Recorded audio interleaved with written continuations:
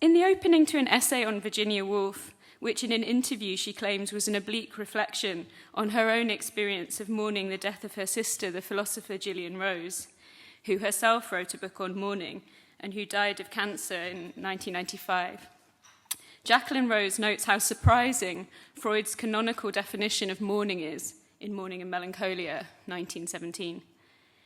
She claims it seems uncharacteristic of Freud to define mourning as something to be worked at, completed, got over.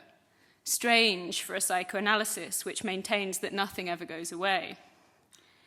She reads this strangeness psychoanalytically as a kind of disavowal on Freud's part, as an attempt to drive mourning away, or at least to provide a narrative for mourning with a beginning, middle, and an end. She also reads it historically, situating Freud's essay in the moment of cultural dismay in which it was written, also a moment of cultural disarray, a time when all beginnings and middles seemed to collapse into the rubble of a terrifying end without end, and certainly not the end that had been anticipated.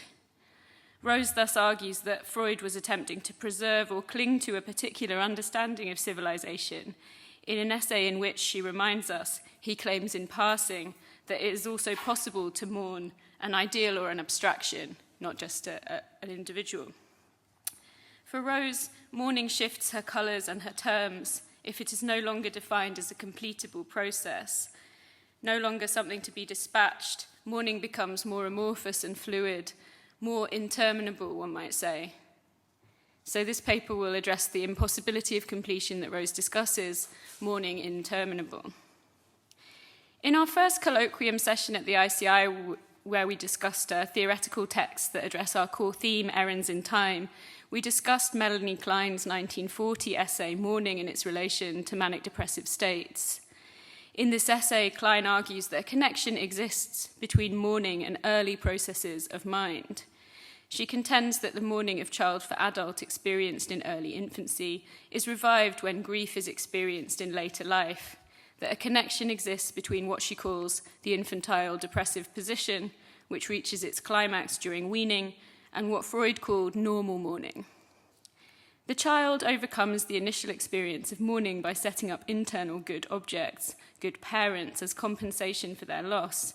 According to Klein, when a later grief is experienced, it is not only a loss in the external world that must be contended with, but a disturbance in the subject's internal world that was originally constructed in response to the grief associated with their early loss. As Klein says, the pain experienced in the slow process of testing reality in the work of mourning thus seems partly due to the necessity not only to renew the links to the external world, and thus continuously to re-experience the loss, but at the same time, and by means of this, to rebuild with anguish the inner world, which is felt to be in danger of deteriorating and collapsing.